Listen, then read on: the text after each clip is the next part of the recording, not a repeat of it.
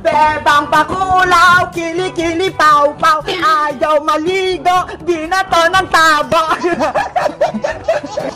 Hoy princess, narinig ko yung kanta mo. Nilalako mo ba ako? Bebang, nandiyan ka pala. Akala ko kasi wala ka eh. Joke lang yun. Ikaw talaga princess, pasaway ka. Bakit hindi mo ako nakikita? Sinasabihan mo akong bebang bakulaw. Sorry na bebang, kanta lang naman yun eh. Hindi yun totoo. Di ba naliligo ka naman? Sa susunod, huwag ka nakakanta na gano'n na. Kung hindi na tayo pati. Promise, hindi na maulit. Na. Yay! Malapit ko nung matapos tong pinaplancha kong damit ni mama. Ibabalita ko kay Bebang pati kay Princess na tinuruan ako ni mama magplancha. Ska, tapos na ba yung pinapaplancha ko sa yung damit ko? Opo ma, patapos na rin po ako. Tignan nyo ho, ang ganda ng pagkakaplansya ko. Walang mga gusot. Wow! Very good! Magaling ka na sa mga gawaing bahay. Mama, may tatanong po ako sa inyo. Pero wag po kayong magagalit ha. Sige, huwag kang mahiya. Ano ba yung tanong mo? Kasi po, matagal na ako dito sa Hong Kong. 1 buwan na. Kaso, simula nung dumating po ako, hindi pa rin po ako lumalabas sa apartment natin. Bawal po ba akong lumabas? Iska, malawak yung Hong Kong. Kapag lumabas ka, baka mawala ka. Mahirapan akong hanapin kita. Pero mama, ang sabi nyo, kapag dumating ako dito sa Hong Kong, igagala nyo ako. Pero hindi naman pala. Lagi na lang ako sa loob ng kwarto. Nalulungkot na ako. Baka magalit yung amo ko. Kapag lumabas tayo, baka hindi na tayo pabalikin. Mawawalan pa ako ng trabaho. Sabi nyo nga po, mag-aral ako dito sa Hong Kong. Pero hindi naman po pala. Oh, no. Iska, intindi mo yung kalagayan natin. Bawal tayong lumabas. Pagagalitin ako ng amo ko, baka palayasin pa tayo. Nagsinungaling po kayo sa akin. Dapat po pala, hindi na lang ako pumunta rito sa may Hong Kong. Mama, gusto ko lang po umuwi ng Pilipinas. Ayaw mo ba akong kasama dito, Iska? Gusto ko po, pero hindi ako masaya dito. Hindi ako pwedeng lumabas. Dito lang ako sa may kwarto. Wala pa akong cellphone. Hindi ko pa matawagan si Bebang tsaka si Princess. Miss na miss ko na po sila. Mas mahal mo pa yung mga kaibigan mo kaysa sa akin. Mas ipiliin mo pa sila. Mahal na mahal po kita, Mama. Pero malungkot po ako dito. Wala pa akong kaibigan. Tapos lagi ka pang nawawala. Greta! Iska, tinatawag na ako ni Madam. Iwan na kita dito ha. Babalikan kita. Oh, Mama! Gusto ko nang umuwi ng Pilipinas. Namimiss ko na si Bebang tsaka si Princess. Ano kayang gagawin ko? Wala naman akong cellphone para matawagan sila. Alam ko na, susulatan ko na lang sila. Sasabihin ko sa kanila, ayoko na dito sa Hong Kong. Gusto ko na sa Pilipinas.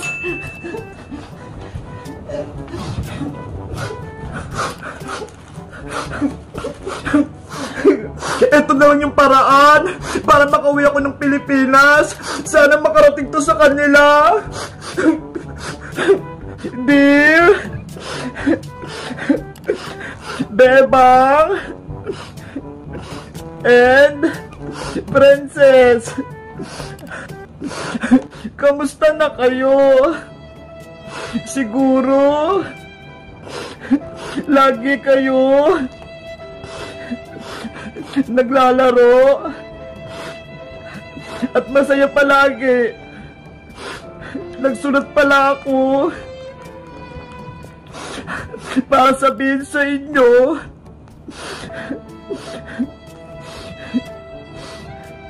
na nalulungkot ako dito sa Hong Kong. Hindi ako masaya dito. At hindi rin ako pinalalabas ni Mama. Kasi matapang yung amo niya.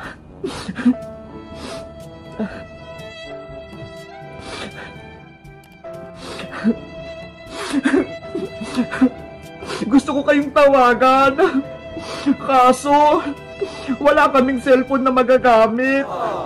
Hindi ko kayo ma-video call. Sana makarating itong sulat sa inyo. At matulungan niyo ako na makauwi sa Pilipinas.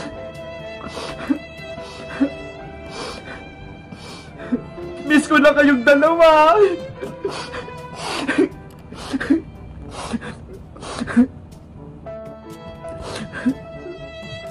I love you. From Iska.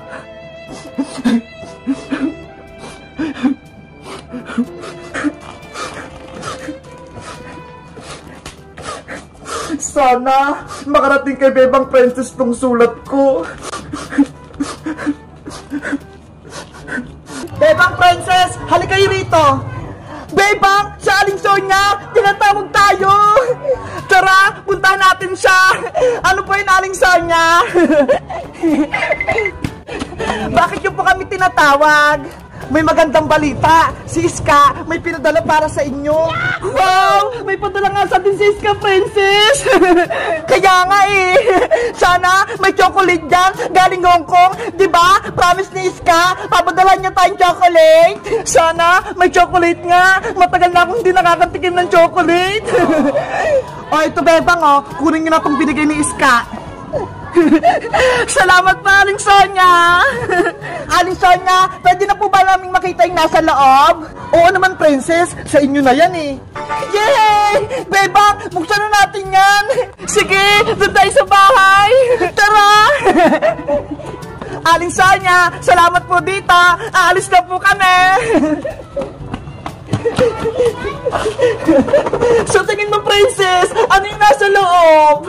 Ewan ko, basta pag pagkain akin yan ah. Hala, hindi pwede no. Dapat happy tayo. Sige na nga. Bubuksan ko na to ah. Okay.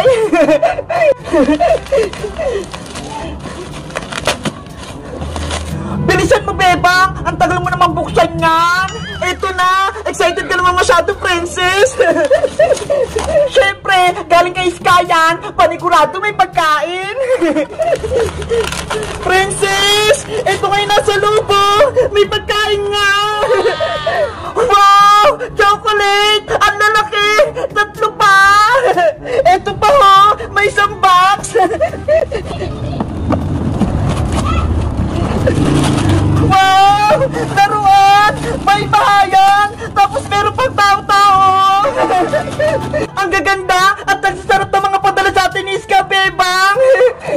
Paano kaya to? Ina-assemble kaya? Para maging palasyo? Bebang! Akin na isang chocolate! Kakainin ko na! Ito, Princess! Sa itong puting chocolate! Wow! Tublerone! Ngayon na lang kumakain ng gantong kalaking chocolate! Wow! Ang tamis! Original! Dahan-dahan ka lang sa chocolate, Princess! Mamaya, masira na naman yung ngipin mo! Mapungi ka pa! Hindi ah! Masibig kaya itong ngipin ko!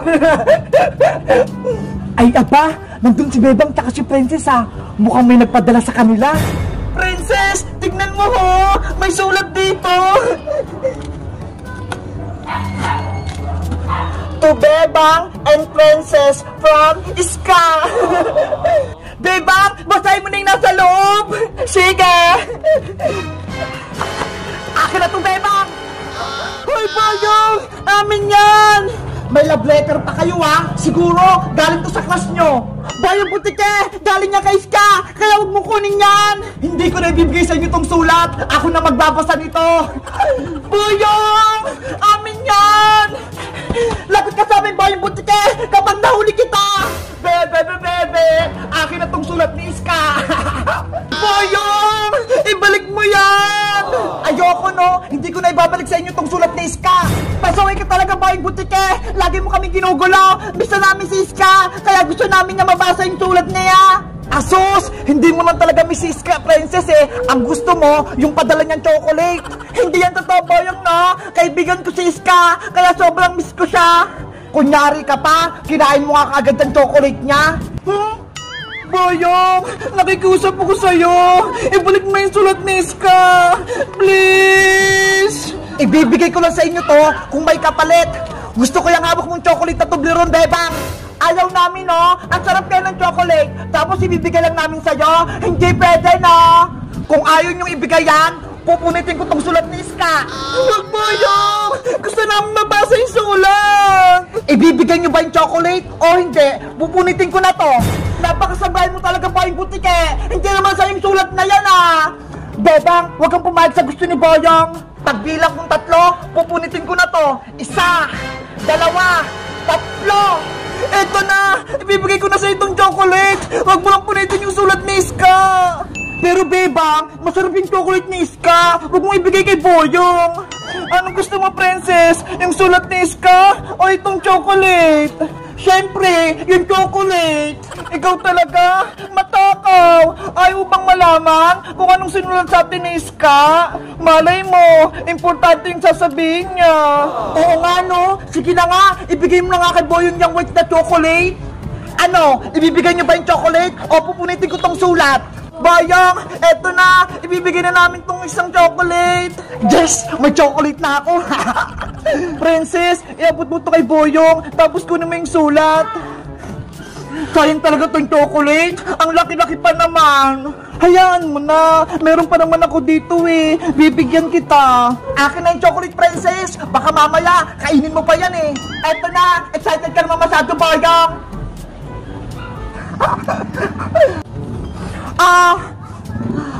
Wow! Chocolate! Ang laki! Ibigay mo na sa akin yung sulat ni Iska! Oh, sa'yo na tong sulat! Princess! Halika na rito! Bilis! Bebang! Eto na yung sulat!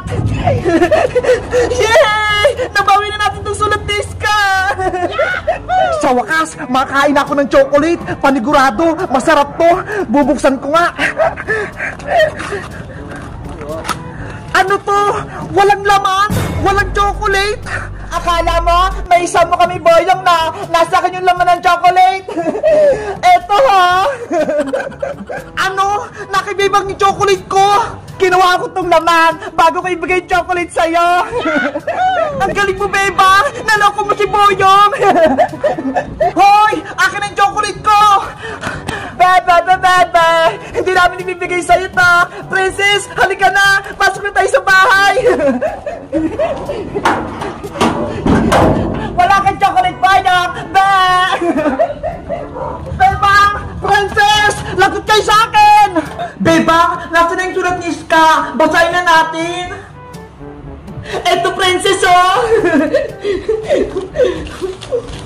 Ano kayang gustong sabihin sa atin ni Iska? Bakit kaya siya nagtulak? Hindi naman siya tumatawag.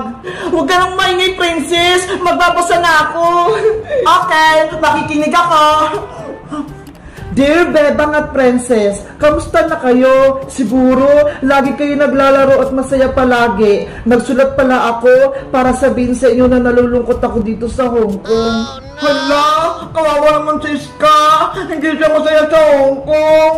Hindi ako masaya dito at hindi din ako pinalalabas ni Mama kasi matapang yung amo niya. Gustong gusto ko kayong tawagan. Kaso, wala naman akong cellphone na magamit. Hindi ko kayo ma-video call. Princess, kaya pala hindi tumatawag si Iska kasi wala siyang cellphone. Kaya nga eh, inaantay ko pa naman yung video call niya. Kawawa naman siya.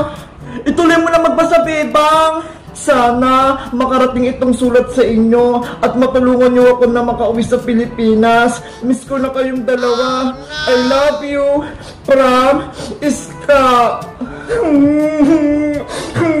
Kawawa naman si Iska sa Hong Kong. Gusto niya nang umuwi dito sa atin.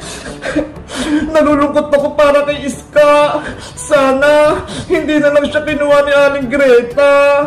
Pauwi na natin dito sa Pilipinas si Iska, Bebang, para hindi na siya malungkot. Eh paano? Wala naman tayong pera pagbiling ticket para sa eroplano. Mag-isip tayo ng paraan, humingi tayo ng tulong, o kaya magbenta tayo ng kung ano-ano para makaipon tayo. Sana may pera at madaming-madami para mapawi natin si Iska. Bebang, may tumatawag sa telepono. Sino kaya yun? Hello? Sino to? Bebang? Bebang? Iska? Ikaw ba yan? Oo, ako to Bebang. Si Iska. Si Iska, tumatawag. Kamusta ka dyan, Iska? Okay ka lang ba dyan sa Hong Kong? Bebang, tulungan niyo ako. Gusto ko nang umuwi sa Pilipinas. Iska! Lagot! Nandiyan yung kamo ni Mama. Iska! Iska! Princess! Nawala si Iska! Hala! Bakit? Gusto ko siyang makausap! Ewan ko! Biglang namatay yung telepono niya eh! Ano kaya nangyari kay Iska? Hello, Bebang! Hello, Bebang! Naku! Walang sumasagot sa telepono! Wala ata si Bebang tsaka si Princess! Iska! Yari! Yung amo ni Mama! Paparating! Matapang pa naman yun! Ano gawa-gawa mo dyan, Iska? Wala po, Ma'am Lucy! Ginagamit mo na naman telepono ko? Diba sabi ko sa'yo, huwag mo yung gamit? Tatawagan ko lang po sana yung kaibigan ko na si Bebang tsaka si Princess sa Pilipinas. Pasaway kang bata ka! Hindi ka sunod utos ko! Bawal tawag sa telepono ko! Sorry po, Ma'am Lucy! Hindi na po mauulit! May palusay ang gawa mo! Matitikman mo to! Aray ko po, Ma'am Lucy! Nasasaktan po ako! Ayaw ko pasaway bata! Dito sa loob bahay! Mama! Tulong! Sinasaktan po ako ni Ma'am Lucy! Pagsusubong ka pa talaga sa mama mo? Tama na po! Masakit! Ma'am Lucy! Huwag niyo po saktan yung anak ko! Mama! Greta! Yang anak mo pasaway! May kasalanan sa akin! Ano pong kasalanan niya? Bakit niyo po siya pinaiiyak? Ginagamit niya telepono? Wala siyang paalam! Totoo ba yun, Iska? Ginamit mo yung telepono? Diba? Pinagsabihan na kita. Huwag mo gagamitin yun. Tatawagan ko lang po sana Mama si Princess tsaka si Beba para kamustahin sila. Pero anak, bawal gamitin yung telepono. Magalit talaga sa atin si Madam Lucy. Mama, miss ko na po si Bebang tsaka si Princess. Gusto ko po sila makausap.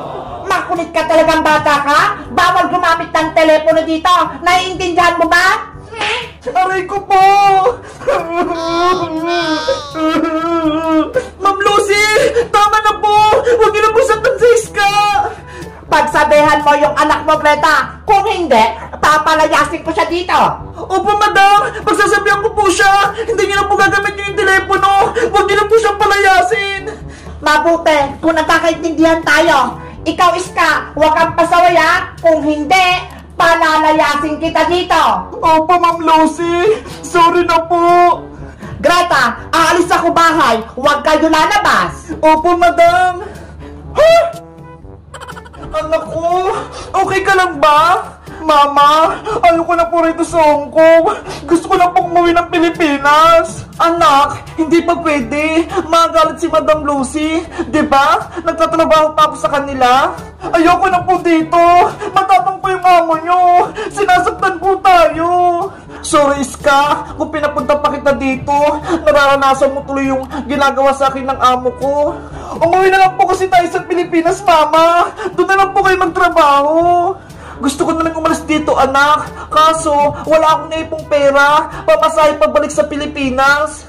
Ang hirap din pala ng buhay niyong OFW, Mama. Nagtitiis kayo para may padala sa aking pera. Kahit sinasaktan at nagugutom kayo, tuloy-tuloy pa rin yung trabaho nyo. Gagawin ko lahat para sa'yo, Iska. Kahit nakakalungkot at nakakapagod, magsusumikap ako para sa kinabukasan mo. Salamat po, Mama, sa pagsasakripisyo. Pero, mas gusto ko, doon na lang po tayo sa Pilipinas para magkasama at masaya po tayo kasama si Lola. Hayaan mo, anak, gagawa ko ng paraan para makaalis dito. Mag-ipon ako ng maraming pera para makauwi na tayo. Marami pong salamat, Mama. I love you. I love you din, Iska. Opa. Papa Jesus, sana tulungan niyo po kami ni Mama makalis dito sa Hong Kong. Gusto na po namin bumalik sa Pilipinas. Sana po, dinggin niyo yung aking panalangin. Amen.